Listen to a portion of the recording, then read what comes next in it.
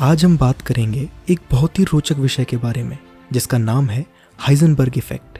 ये साइंस का one of the most important subject माना जाता है, तो हम आज इसको सबसे आसान तरीके से समझने की कोशिश करेंगे। चलिए सबसे पहले हमें ये जानना होगा कि हाइजेनबर्ग इफेक्ट का मतलब होता क्या है। हाइजेनबर्ग इफेक्ट का नाम वर्नर हाइजेनबर्ग के नाम पे पड़ा है। उनका कहना था कि जब हम किसी भी सब एटॉमिक पार्टिकल को देखने की कोशिश करते हैं तो उसकी वेलोसिटी और उसकी पोजीशन को एक साथ एक्यूरेटली नहीं बताया जा सकता। मतलब कि हम चाहे जितना भी प्रिसाइज इंस्ट्रूमेंट को इस्तेमाल करें, हम उस पार्टिकल की वेलोसिटी और पोजीशन को एक साथ एक्यूरेटली नहीं बता सकते। अभी सवाल उठता है कि ये कैसे हो सकता है।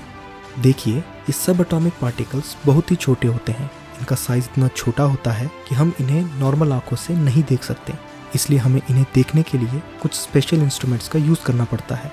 लेकिन जब हम इन इंस्ट्रूमेंट्स का इस्तेमाल करते हैं तो हम इन पार्टिकल्स पर एक प्रभाव डालते हैं।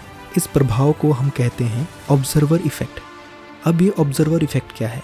देखिए, जब हम किसी इंस्ट्रूमेंट से कोई मेजरमेंट करते हैं तो हम उस पार्टिकल पर एक इफेक्ट डालते हैं।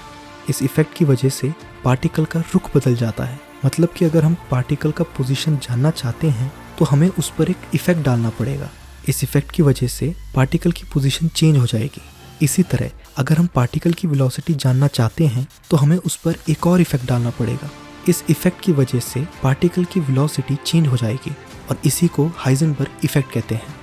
लेकिन अब ये भी समझना ज़रूरी है कि हाइजेनबर्ग इफेक्ट का प्रैक्टिकल एप्लीकेशन क्या है।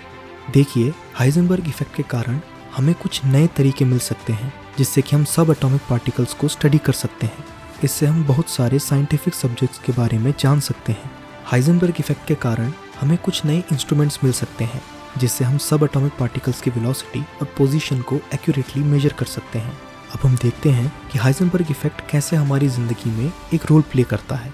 सबसे पहले अगर हम टेक्नोलॉजी की बात करें तो हाइजेनबर्ग इफेक्ट के कारण हम आज हाई टेक इंस्ट्रूमेंट्स का इस्तेमाल कर पाते हैं, जैसे कि MRI मशीन्स और इलेक्ट्रॉन माइक्रोस्कोप्स। ये सब इंस्ट्रूमेंट्स हमें हाइजेनबर्ग इफेक्ट के कारण ही मिल पाए हैं। इसके अलावा हाइजेनबर्ग इफेक्ट काफ़ी फैसिनेटिंग है क्योंकि इससे एक और सब्जेक्ट समझ में आता है जो कि है अनसर्टेनिटी प्रिंसिपल। अनसर्टेनिटी प्रिंसिपल कहता है कि हम सब एटॉमिक पार्टिकल्स की वेलोसिटी और पोजीशन को एक साथ एक्यूरेटली नहीं बता सकते हैं। इसका मतलब कि कोई भी चीज़ जो सब एटॉमिक पार्टिकल से बनी हो उसकी वेलोसिटी और पोजीशन को एक साथ एक्यूरेटली नहीं बता सकते हैं। जैसे कि हमारे शरीर में सेल्स भी सब एटॉमिक पार्टिकल से ही बने होते हैं, इसलिए हमारे शरीर की किसी भी सेल की वेलोसिटी और पोजीशन को एक्यूरेटली नहीं बताया जा सकता।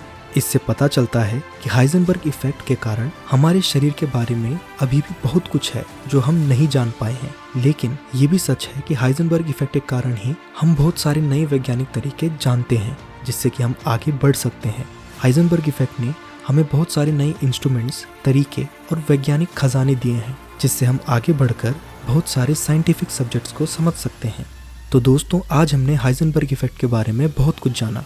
हमने देखा कि हाइजेनबर्ग इफेक्ट का मतलब होता है कि हम किसी भी सब एटॉमिक पार्टिकल की वेलोसिटी और पोजीशन को एक साथ एक्यूरेटली नहीं बता सकते हैं। इसके अलावा हमने देखा कि हाइजेनबर्ग इफेक्ट टेक्नोलॉजी के लिए बहुत ज़्यादा इम्पोर्टेंट है और ये भी देखा कि हाइजेनबर्ग इफेक्ट के कारण ही हम आज हाई टेक इंस्ट्रूमेंट्स का इस्तेमाल कर पाते हैं। हमने ये भी जाना कि अनसर्टेनिटी प्रिंसिपल के कारण हमारे शरीर के बारे में भी बहुत कुछ ऐसा है जो हम नहीं जानते, लेकिन हाइजेनबर्ग इफेक्ट के कारण ही हम बहुत सारे नए वैज्ञानिक तरीके जानते हैं जिससे कि हम आगे बढ़ सकते हैं। तो आशा करता हूँ कि आपको ये वीडियो समझ आई होगी। मैं मिलता हूँ आपसे नेक्स्ट वीडियो में फिर किसी इंटरेस्टिंग टॉपिक के साथ। ये वीडियो पूरा देखने के लिए धन्यवाद।